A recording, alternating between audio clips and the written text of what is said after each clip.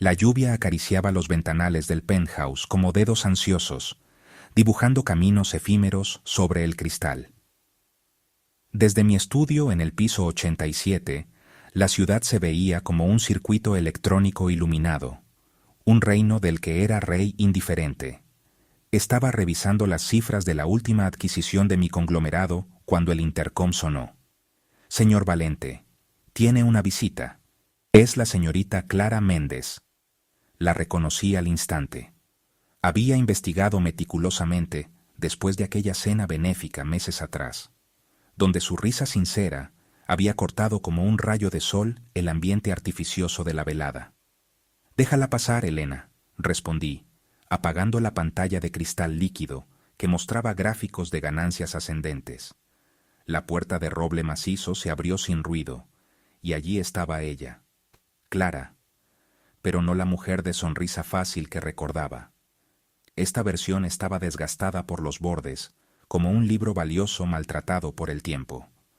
Su abrigo de lana sencilla goteaba sobre el mármol italiano, y sus ojos, del color del ámbar, tenían la sombra de quien ha dormido poco y ha llorado mucho. «Sebastián», dijo mi nombre como quien pronuncia un hechizo del que no está segura. «Gracias por recibirme, sé lo ocupado que estás». «Clara», asentí, sin levantarme aún estudiándola. «Tu mensaje sugería urgencia. Siéntate, por favor». Ella avanzó con una dignidad quebradiza, eligiendo el borde del sillón de cuero frente a mi escritorio monumental. Colocó su bolso modesto sobre sus rodillas como un escudo. El contraste era casi doloroso, la elegancia sobria pero desgastada de ella contra el lujo calculado de mi mundo. «Me resulta difícil empezar», admitió, sus dedos jugueteando con la hebilla del bolso. «La verdad suele ser un buen punto de partida», dije, por fin levantándome. Caminé hacia la barra escondida en el estante de libros. «¿Algo para beber?» «Tengo un excelente jerez o quizás té». «Solo agua, por favor». Serví 2 vasos de agua mineral, colocando uno frente a ella antes de sentarme en el borde de mi escritorio, rompiendo la barrera simbólica del poder. «Habla, Clara». Respiró hondo, y las palabras salieron en un torrente controlado. «El restaurante de mi padre, el Jardín de los Naranjos, lleva 40 años en el barrio histórico. Tú lo conoces, creo». Lo conocía. Un lugar acogedor donde la paella tenía el sabor de la tradición y las paredes estaban cubiertas de fotos de generaciones. «Sí, un establecimiento con alma». «Con deudas», corrigió ella, amarga. «Papá se enfermó hace 2 años. Cáncer. Los tratamientos, los seguros insuficientes, hipotecamos todo. Él se recuperó, gracias a Dios, pero los préstamos eran de esos hombres, Sebastián, los que sonríen con dientes de oro y tienen modales de terciopelo hasta que no pagas». «Usureros», dije, el término saliendo frío de mis labios. Sabía de qué hablaba. Mi fortuna, aunque ahora legítima, se había construido sobre el entendimiento de todas las facetas del dinero, las limpias y las sucias. «Exactamente. Los intereses son astronómicos, imposibles. Han escalado a casi 2 millones. Amenazan con quitarnos el restaurante, la casa de arriba donde vive mi madre viuda, con sacar a mi padre enfermo a la calle. Han llegado a...» Su voz se quebró. «Han dejado mensajes, rosas negras, un ladrillo en la ventana. Mi padre tiene el corazón débil, Sebastián. No sobrevivirá el estrés». Yo ya conocía estos detalles. Mi jefa de seguridad, la discreta y eficiente Elena, había compilado un dossier completo. Pero escucharla contarlo, ver el brillo de lágrimas contenidas en sus ojos, era diferente, era humano. Y la humanidad era una moneda rara en mi vida. «¿Y por qué vienes a mí?», pregunté, aunque conocía la respuesta esperada.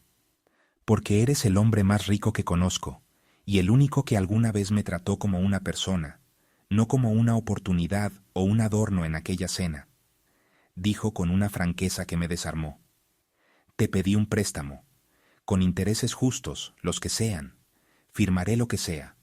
Trabajaré para ti el resto de mi vida si es necesario». Me levanté y caminé hacia el ventanal, dando la espalda a su desesperación. La ciudad centelleaba, indiferente. 2 millones eran, para mí, menos que las fluctuaciones diarias de mis acciones. Pero no era un filántropo. Cada movimiento tenía un propósito, una estrategia. Yo no doy préstamos, Clara, dije, mi voz resonando contra el cristal. Invierto, adquiero, negocio. Detrás de mí sentí su esperanza desplomarse como un pájaro herido. Entonces, no hay nada que puedas hacer. Me volví lentamente. La luz de la lámpara de escritorio bañaba su perfil, resaltando la línea firme de su mandíbula a pesar del temblor de sus labios. Era hermosa, no con la belleza plástica que frecuentaba mi círculo, sino con la fuerza de lo auténtico, desgastada por la adversidad. Hay algo, dije, las palabras formándose antes de haberlas pensado completamente. Una inversión, un trueque, si prefieres. Ella frunció el ceño, confusa. ¿Un trueque? No tengo nada de valor, Sebastián, solo deudas. Tienes algo que yo deseo, algo que todo mi dinero no puede comprar genuinamente. Su confusión se tornó en cautela. ¿Qué? Un heredero, pronuncié claramente, dejando que cada sílaba pesara en el aire cargado. Un hijo, de mi sangre y con mi nombre, alguien a quien legar este... Abrí los brazos, abarcando no solo la habitación, sino el horizonte de rascacielos. Esto que he construido, y que sin un sucesor se disolverá en fundaciones impersonales y parientes lejanos cuando yo falte. El silencio que siguió fue tan profundo que pude escuchar el tic-tac del reloj de pared suizo. Clara se había quedado inmóvil, su rostro palidizando hasta el color del papel pergamino. ¿Estás proponiendo que sea tu vientre de alquiler? La voz le salió ronca, cargada de algo entre ofensa e incredulidad. Es más que eso, aclaré, acercándome pero sin invadir su espacio. No busco un contrato de gestación subrogada al uso. Busco una madre, una mujer inteligente, con valores, con raíces. Alguien que pueda darle al niño no solo mis genes y recursos, sino algo de humanidad, alguien como tú. Y a cambio, ella tragó saliva. A cambio, liquido tu deuda por completo. 2 millones, desaparecen hoy. Además, establezco un fideicomiso para el niño que cubra su educación, salud, futuro, y para ti, una suma que te garantice independencia de por vida. Podrás estudiar, viajar, cuidar a tus padres, abrir tu propio negocio, todo con absoluta discreción. Legalmente, tendrías custodia compartida, derechos plenos como madre. Yo no te quitaría a tu hijo. Solo le daría mi nombre, mi legado y el derecho a heredar. Ella se levantó bruscamente, caminando hacia la chimenea apagada. Su espalda, recta y delgada bajo la tela de su vestido, temblaba levemente. Es una locura. Es degradante. ¿Es más degradante que ver a tu padre morir de angustia? ¿Que ver cómo echan a tu madre a la calle? ¿Que vivir con miedo constante? Mis preguntas eran duras, deliberadas. Yo no ofrezco caridad. Ofrezco una asociación, un intercambio de algo que tú tienes y necesitas proteger, por algo que yo necesito y no puedo obtener de otra manera. ¿Y el proceso?, preguntó sin volverse. Podría ser completamente clínico, fecundación in vitro, un contrato frío, distante, o... Hice una pausa, eligiendo mis palabras con el cuidado de un joyero que selecciona un diamante. Podríamos hacerlo de manera más natural, más humana. La elección sería, en gran parte, tuya. Ella se rió, un sonido seco y sin humor. ¿Humano? ¿Llamas humano a esto? Lo que es inhumano es la desesperación que traes en los ojos, Clara. Yo ofrezco una salida, con dignidad. Finalmente se volvió. Sus ojos, húmedos pero secos de lágrimas ahora, me escudriñaron como si buscara una trampa oculta en mis palabras. ¿Por qué yo, Sebastián? Con tu dinero podrías elegir a cualquiera, modelos, actrices, mujeres de mejor linaje. La cité directamente, de nuestro primer y único encuentro anterior. Porque en esa cena, cuando todos me hablaban de sus proyectos para que los financiara. Tú me preguntaste si alguna vez extrañaba el sabor del café de la esquina de mi primer apartamento, antes de que todo esto existiera. Recordé eso. Recordé que viste al hombre, no solo al millonario. Un destello de sorpresa cruzó su rostro. Recordaba. Había sido una pregunta inconsciente, nacida de la curiosidad genuina. «Necesito pensarlo», murmuró. «Tienes 48 horas», dije, recuperando mi lugar detrás del escritorio, reinstaurando la distancia. «Mi asistente te dará un teléfono seguro. Tu respuesta, solo a mí». Ella asintió, tomó su bolso y salió sin mirar atrás. Yo permanecí allí, sintiendo el eco de mi propia proposición. No era un plan preconcebido.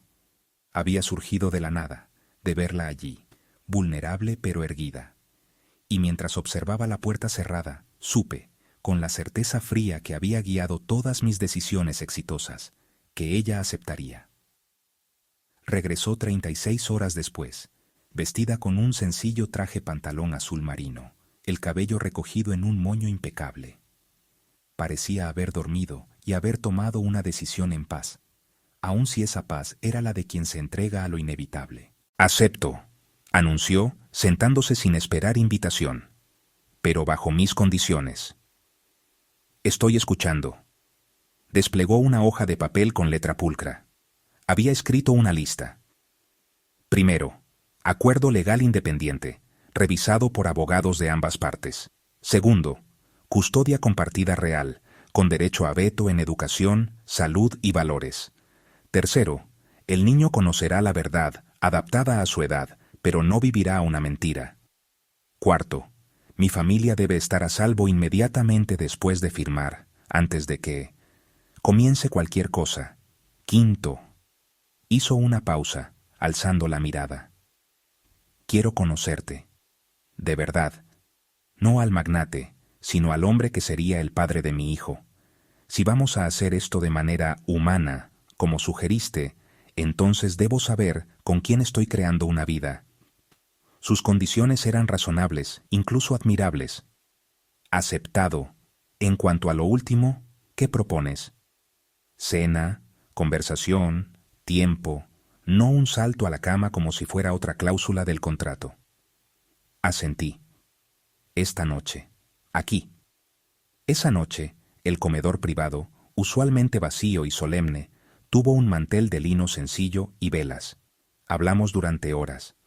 Le conté sobre mis inicios, vendiendo relojes falsos en las calles, la obsesión que se convirtió en imperio, la soledad que se esconde tras cada ascenso. Ella habló de su sueño de ser historiadora del arte, truncado por la enfermedad de su padre, del amor por su familia, del miedo que había aprendido a enmascarar con determinación. La vi reír cuando imité a un pretencioso coleccionista de arte, y noté cómo sus ojos se suavizaban cuando hablé de mi madre, fallecida joven, y de cómo ella había sido mi único motor inicial. Algo se derritió entre nosotros. No era romance, no aún. Era reconocimiento. Dos seres de mundos opuestos encontrando, en la vulnerabilidad, un terreno común.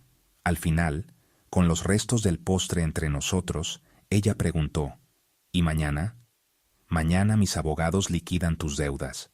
Tus padres estarán a salvo. Luego, nos tomamos el tiempo que necesites. Ella extendió su mano sobre la mesa, y yo la tomé. Su piel era cálida, sus dedos firmes. Gracias, Sebastián, por no hacer esto sórdido. Fue ese agradecimiento, cargado de una dignidad feroz, lo que hizo que algo se removiera en mi pecho, en un lugar que creía hecho de acero y números. Las semanas que siguieron fueron un territorio nuevo y ambiguo. Clara se instaló en una suite en el ala este del penthouse, conectada pero separada. Nuestras cenas se volvieron rutina, nuestras conversaciones más profundas. Descubrí su pasión por el cine mudo, su talento oculto para el dibujo, su opinión mordaz sobre la política local, que coincidía sorprendentemente con mi análisis privado. Una tarde, encontré en la biblioteca un libro de historia del arte abierto en la página de Caravaggio, con anotaciones al margen en su letra elegante. Me senté y lo leí, viendo la obra a través de sus ojos. Era fascinante. La primera noche física llegó de manera orgánica, no planificada. Habíamos visto una película antigua en la sala de proyecciones, y el sofá era amplio y cómodo. En un momento, riendo de un chiste absurdo, nuestras manos se encontraron. Luego, nuestros hombros. El silencio que cayó después no fue incómodo, sino cargado de una pregunta palpable. Fue ella quien la formuló, sin palabras. Se volvió hacia mí, su rostro a medio iluminar por la pantalla, y sus ojos preguntaron. Yo respondí acercándome lentamente, dando tiempo a que me rechazara. No lo hizo. El primer beso fue una exploración, lento y preguntón. No hubo urgencia animal, sino una curiosidad profunda, un ¿quién eres? Táctil. Lo que siguió fue igualmente deliberado, intenso pero no apasionado en el sentido salvaje. Fue como descifrar un código juntos, aprender el mapa del otro. Hubo momentos de torpeza, de risa contenida cuando mis rodillas chocaron con la mesita, de susurros preguntando, ¿así? ¿Y te gusta? Después, yaciendo entrelazados en la penumbra, el resplandor de la ciudad bañando nuestros cuerpos, ella apoyó la mejilla en mi pecho. Esto no estaba en el contrato, murmuró, su dedo dibujando círculos en mi piel. Los mejores contratos son los que evolucionan, respondí, sorprendido por la calma que sentía, una paz que no conocía desde la infancia. ¿Te arrepientes de la propuesta?, preguntó ella. Me arrepiento de no haberla hecho de otra manera, confesé, la verdad saliendo sin filtros. De no haberte invitado a cenar primero, sin deudas de por medio. Ella se levantó sobre un codo para mirarme. Entonces no me habrías conocido, y yo no habría venido. Tenía razón. La desgracia era el puente que nos había unido. Una paradoja amarga. El tiempo pasó en una burbuja fuera de la realidad. Hubo más noches, cada una menos un deber y más un deseo. Hubo fines de semana en mi casa de campo, donde ella caminaba descalza por el jardín y yo la observaba desde la terraza, sintiendo un anhelo que no tenía que ver con herederos ni negocios. Hubo mañanas compartiendo el periódico en silencio, cómplice. Una noche, después de hacer el amor con una intensidad que nos dejó temblando y sin palabras, ella se quedó dormida sobre mi brazo. Yo permanecí despierto, observando la curva de su pestaña contra su mejilla, la paz absoluta en su rostro, y supe, con una claridad aterradora, que estaba perdido. El hombre que calculaba riesgos y beneficios había desaparecido. En su lugar había uno que temía el día en que ella cumpliera su parte y decidiera irse. Ese día llegó 6 semanas después. Entró en mi estudio una mañana radiante, con una sonrisa que iluminaba la habitación más que el sol. Traía 2 tazas de café. Creo que tenemos que modificar el contrato, dijo, colocando una taza frente a mí. Mi corazón dio un vuelco. ¿Oh? ¿En qué sentido? En el sentido de que tu inversión ha dado fruto, señor Valente, dijo, y su sonrisa se tornó luminosa, pura. Estoy embarazada. El mundo se detuvo. La noticia que había estado esperando, el objetivo de todo este arreglo, llegó como una ola que me arrasó, pero no de triunfo, sino de algo mucho más profundo. Me levanté tan rápido que la silla cayó hacia atrás. Clara. El nombre se me atoragantó. El médico confirmó esta mañana. Todo está bien. Su voz era suave, observándome reaccionar. Cerré la distancia y la tomé de las manos. Luego, impulsivamente, la abracé con una fuerza que la hizo emitir un pequeño «uf», antes de reír y abrazarme también. Sentí una alegría desbordante, primitiva. Era mío, era nuestro, pero luego la realidad del contrato volvió como un mazazo. El embarazo confirmado significaba que mi parte del trato debía cumplirse. El dinero. La libertad para ella. Nos separamos. Ella debió ver el cambio en mis ojos. La deuda de tus padres será saldada hoy, dije, recuperando el tono profesional, aunque me sonaba falso a mis propios oídos. El fideicomiso se establecerá esta semana, como acordamos. Ella asintió, pero su sonrisa se desvaneció un poco. Sí, como acordamos. Hizo una pausa. Y después, ¿qué sigue, Sebastián? El contrato habla del embarazo, del niño, pero no de lo que pasa entre nosotros. ¿Me iré de aquí ahora? ¿Vendré de visita con nuestro hijo? Ahí estaba, la pregunta que había estado evitando en mi propia mente. ¿Qué éramos? ¿Socios en un proyecto de reproducción que habían cruzado líneas emocionales? ¿O algo más? No, dije, la palabra saliendo más brusca de lo que pretendía. La vi palidecer. No quiero que te vayas, añadí rápidamente, tomando su rostro entre mis manos. El contrato te da libertad, Clara. Libertad para irte, sí, pero también libertad para quedarte no como la madre de mi heredero, sino como la mujer con la que quiero desayunar cada mañana, con la que quiero discutir sobre arte y negocios, con la que quiero ver crecer a este niño, juntos. Sus ojos se llenaron de lágrimas, pero esta vez no eran de dolor. ¿Estás diciendo que que nosotros, es real? Es lo más real que he tenido en 20 años, confesé, dejando caer todas las máscaras.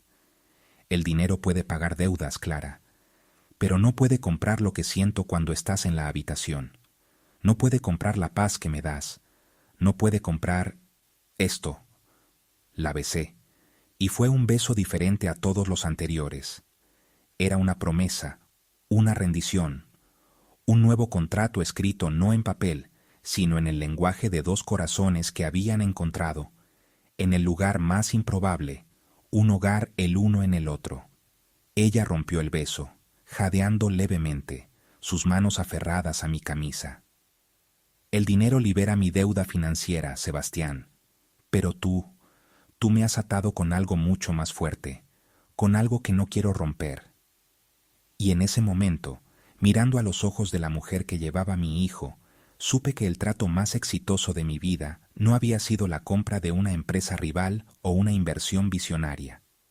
Había sido el día en que le ofrecí un intercambio frío a una mujer desesperada, sin saber que ella, a cambio, me ofrecería la redención de un hombre que había olvidado cómo ser humano.